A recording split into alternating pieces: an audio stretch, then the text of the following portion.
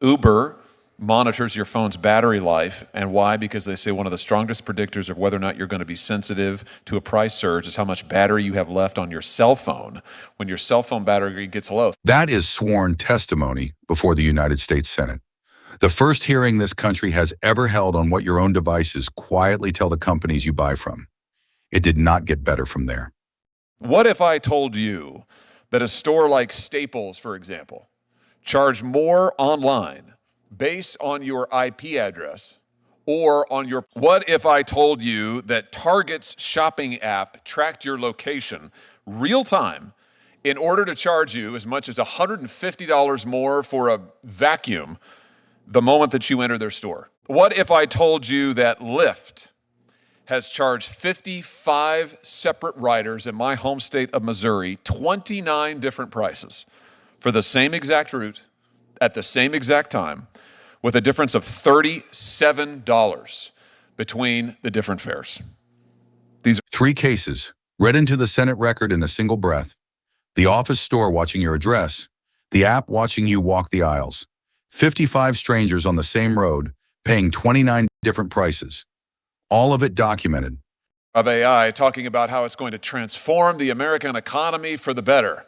The question is, whose betterment will this transformation lead to? I noticed this is one of the biggest scams in American history, this marriage between the AI industry and these mega corporations, and they're trying to pull it off against every American consumer. The chairman of the subcommittee called it the biggest scam in American history. Not a hack, not a breach, a pricing model. And for the next 2 hours, 5 witnesses explained exactly how it works on you. You want to guess how long it was? 62 pages. 62 pages of personalized data on this one person based on his shopping history. Last year, Kroger earned over $500 million from selling the data that it harvests from its loyal customers and giving it to other corporations. You know, that accounts for 33% of its net income last year, a third of its income. 62 pages. That is the file your grocery store keeps on one shopper. Last year, one chain made $500 million selling files like yours, a third of its entire income earned from watching you buy food. Second quarter 2025 earnings call, Delta's former president, Glenn Hounstein, revealed its partnership, Delta's that is, with an outfit called Fetcher, which is a company that specializes in AI surveillance pricing. Fetcher went on, this company, to say that it's time for the airlines to enter an exploitation phase of AI technology. Think about that. That's what he said. This is a full re-engineering of how we price and how we will be pricing in the future. We will have a price that's available on that flight, on that time, to you, the individual. The industry wrote it down. A price for that flight at that time, for you, the individual. Their consulting partner put a date on the ambition and named the phase they are entering. The word they chose was exploitation. Next is Mr. Robert Hedges. Mr. Hedges formerly served as Visa's chief data officer. He now works as a digital fellow at the MIT Initiative on the Digital Economy. Mr. Hedges, nice to have you. Retailers and digital platforms collect data about consumers from many sources, including shopping history, web browsing activities, locational data, inferred purchase intent, device type, battery life, mouse clicks, loyalty programs, and payment card activity. The next witness is not an activist. He ran data at Visa. Listen to the man who helped build the machine list what it eats. Your browsing, your location, your device, your battery, the way your mouse moves. An identity graph mapping all the data that is collected about you into a single consumer profile. These detailed profiles know or infer your behavior, preferences, health conditions for children, and countless other behavioral attributes.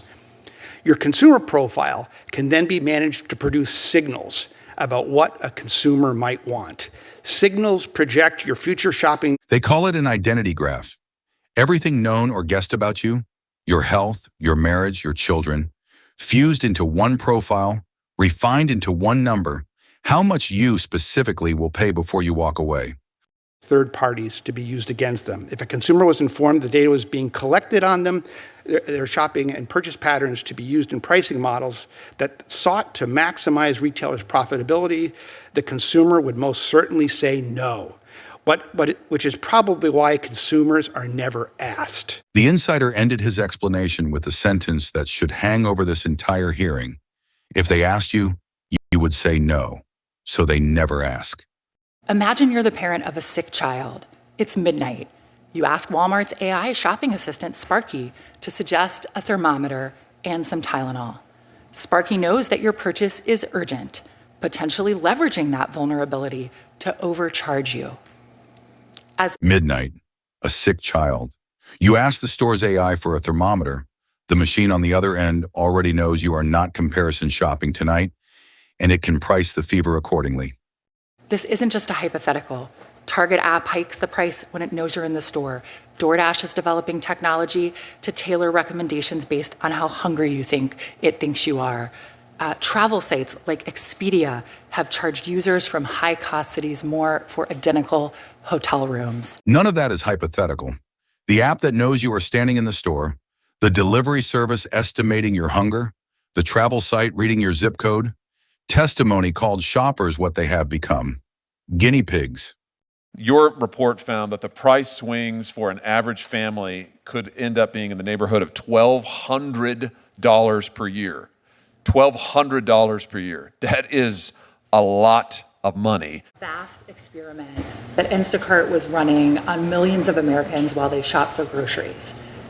What we found is that different shoppers were being offered different prices for the exact same set of items at the exact same time from the exact same pickup location.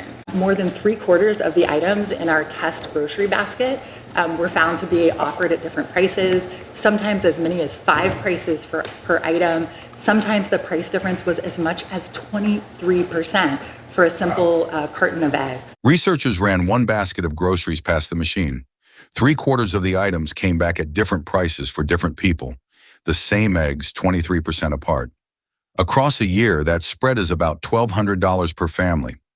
Posted that he had seen a $230 price increase in one day when he was booking travel for a funeral on JetBlue. $230 price increase. Now, here's the interesting thing.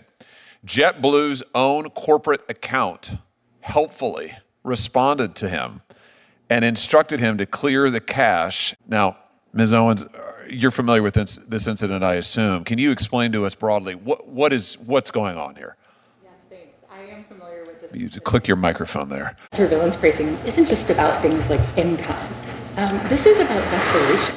This individual is trying to get to a funeral. He needs this ticket urgently. He wants to attend. And that can be weaponized against consumers. This isn't about the rising jet fuel prices. That's not what's going into their pricing decision. Desperation is what's driving this decision. Yeah, I think that everybody who... A man tried to fly to a funeral. The fare climbed $230 in a day, and the airline's own account told him to hide. Clear the cookies, go incognito. The machine had smelled the urgency. This is about profit. Yeah. The data that powers the surveillance pricing engine is estimated to be a $700 billion industry by 2030. That's not very far away. The senators called it a confession by accident, and the market being confessed to is not a niche. The data feeding these pricing engines is on track to be a $700 billion industry within 4 years.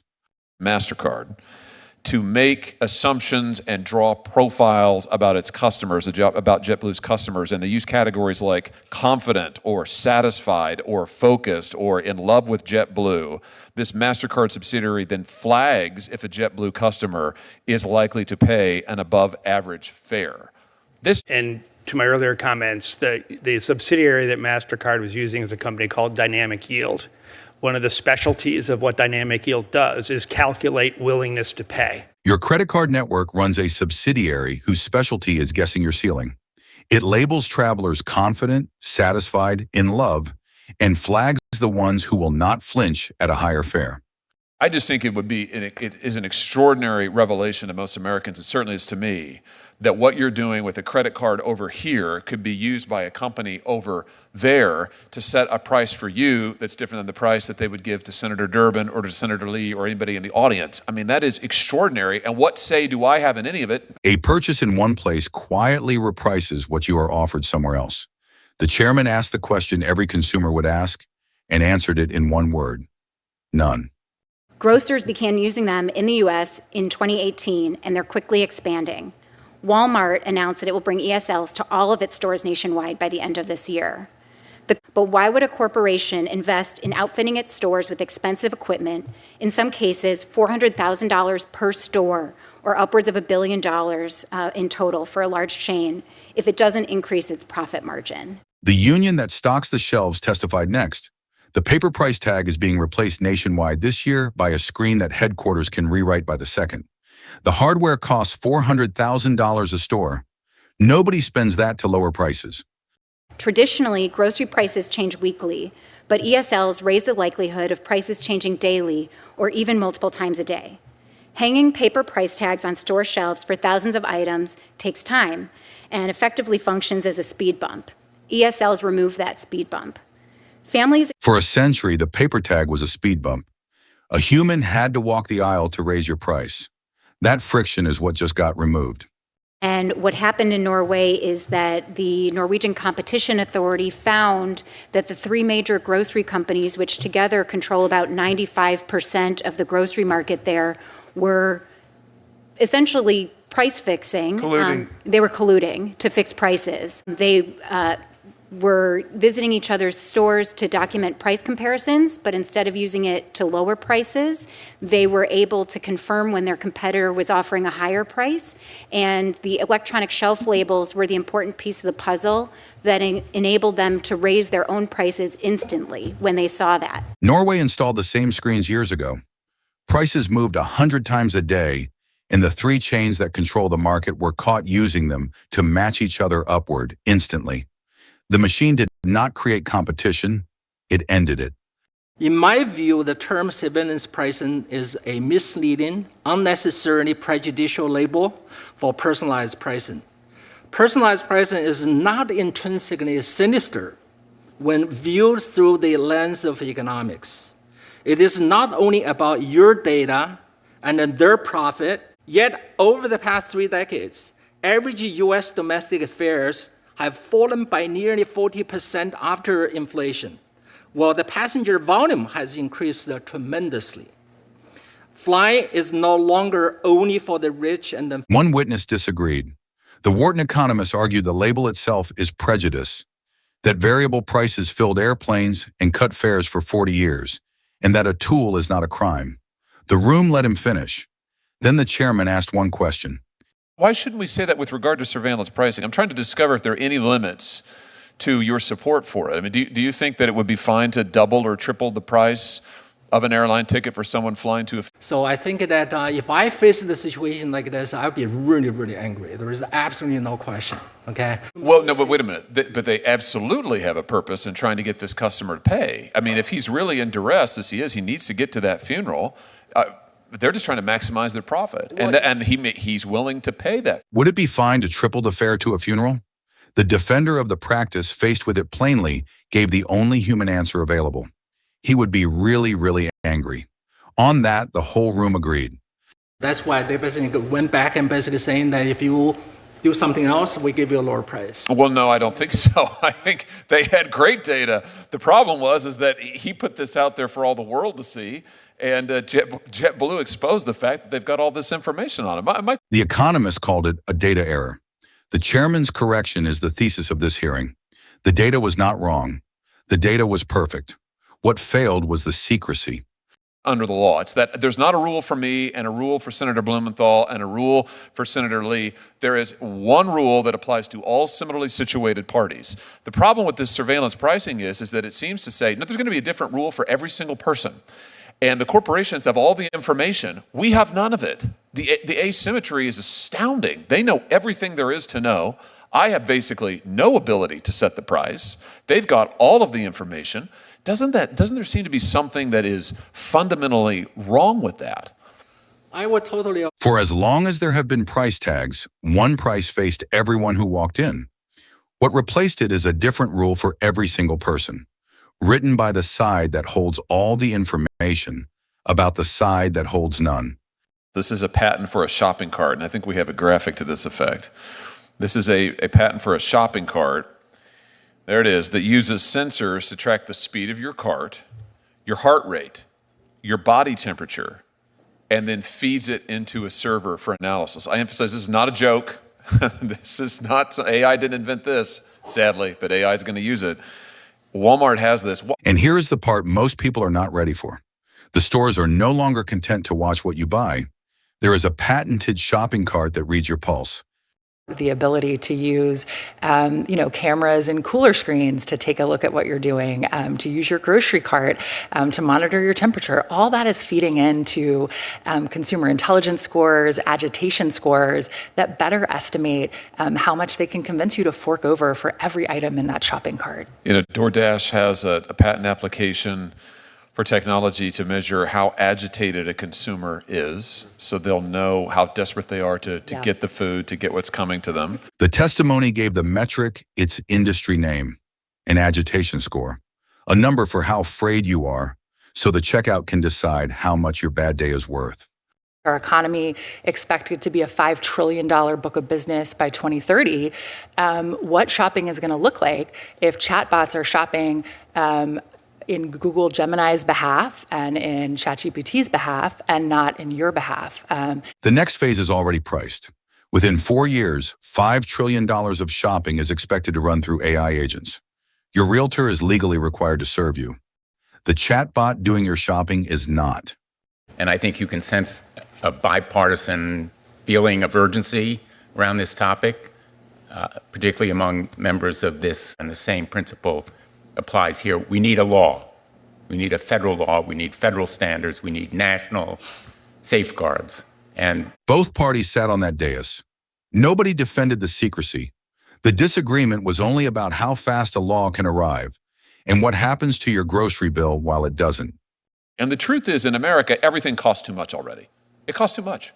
Gas costs too much. Houses cost too much. Cars cost too much. Groceries cost too much. All of it costs too much. And now these corporations, who are the most profitable corporations in the history of the planet, are scheming with the biggest tech companies in the history of the world to figure out how to exploit you even further. If we don't do that, the basic foundations, the moral foundations of our economy and of our country will be devastatingly eroded. Preserve it. I'm going to give you the final word, Senator. I associate myself with your remarks, Mr. Chairman, or in a different vernacular, amen. Thank you. Everything already costs too much. That was the chairman's closing argument for why this cannot wait. The last word of the hearing from the other party was amen. The prices, meanwhile, are still changing. Every quote you just heard is sworn public testimony on the record of the United States Senate, August 4th, 2026. The witnesses were asked what a consumer can do alone. No one had an answer.